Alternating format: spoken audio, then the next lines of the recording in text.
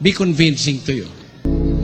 Naniniwala ka siguro, merong mga bagay na hindi natin naaabot. Okay?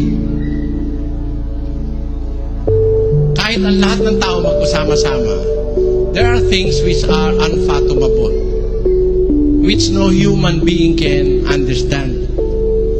Merong ganung mga bagay up to now.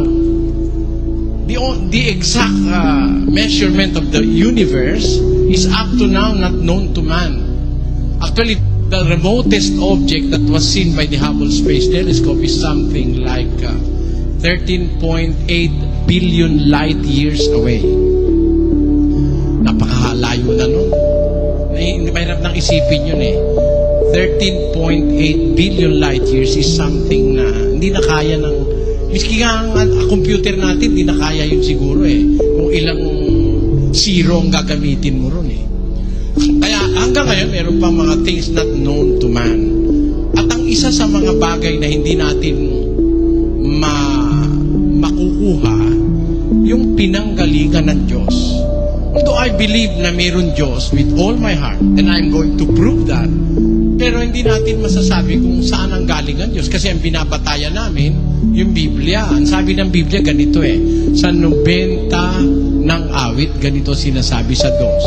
Bago nalabas ang mga bundok, o bago mo nilikha ang lupa at ang sanglibutan, mula nga ng walang pasimula hanggang sa walang hanggan, ikaw ang Diyos. From everlasting to everlasting, thou art God. Yun ang awit ni Moises. Mula sa walang pasimula hanggang sa walang hanggan. O wala na tayong impormasyon dun sa walang pasimula. Kasi totoo naman yan eh. Although merong hindi naniniwala na ang Diyos ay mula sa walang hanggan at papunta sa walang hanggan, merong hindi naniniwala. Pero evidences that we have, physical as they are, will prove that there is eternity really. Yun lang paniniwala ng siyentipiko ngayon na ang universo ay 15 bilyon taon.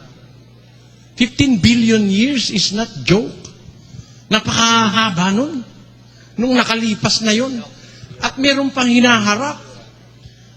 Yun lang 1 milyon taon, mahirap. Isulat mo lang yung 1 milyon eh. Merong isang tao, sinulat niya yung 1 milyon. 1, 2, 3, 4. It took him 14 years. From 1 to 1 million. 1 to 1 million pa lang yun eh. Sinulat niya, no? Walang tigil. Umabot siya ng mahigit na 10 taon eh. Yung pang-billion, ano?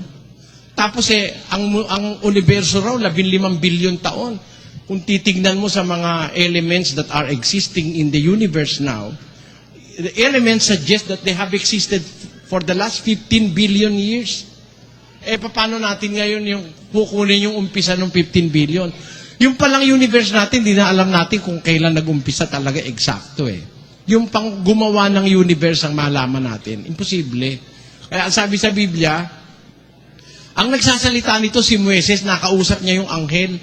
Sabi niya, mula nang walang pasimula hanggang sa walang hanggan, ikaw ang Diyos. Kaya sa Biblia, kung tawagin ng Diyos, walang hanggan eh. Kasi kaya nga walang hanggan, hindi nga natin kaya yung... hindi na masyadong maiisip ng tao yung bilyon eh, ng mga taon. Mahirap na yun eh. Kaya ginagamitan na natin nung walang hanggan. Kasi para bang yung pag-ibig mo, pagka masyado talagang matindi, para bang ginagamit mo na yun, hanggang sa dulo ng walang hanggan. Tamo? Para bang to express the length or yung klase ng iyong pag-ibig. Sinasabi mo na walang hanggan. Pero actually, may hanggan ang pag-ibig ng tao eh. Hanggang libingan lang yun eh. Di ba? Hanggang doon lang yun. Till death do us part eh. Till death lang naman yun. Hindi naman kailangan doon sa kabila pa yun eh. Yun ang ibig ko sabihin. Walang informasyon sa Biblia na nagsasabi kung saan siya nanggaling at kung saan siya nagsimula. Pero nakakapagtiwala na mayroon talagang Diyos dahil of all these things na ginawa, wala naman tayong ibang mapapag-isipan. Sino gumawa? Di naman magagawa ng tao. Hindi mo naman magagawa yung buwan, yung araw, yung bituin, hindi mo magagawa. Sarili mo nga lang, di mo kayang gawin eh. But it is wise to believe that we are a product of an intelligent creator. Yun ang dapat natin.